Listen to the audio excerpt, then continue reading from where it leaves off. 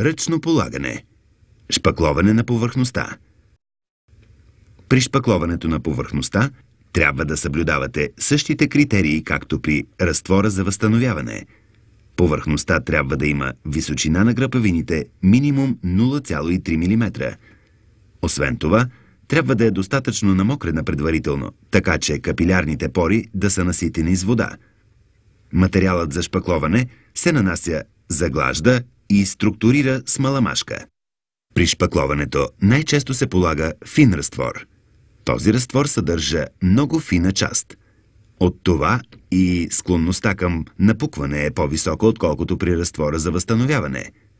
Поради тази причина трябва да внимавате да не изсъхва разтвора.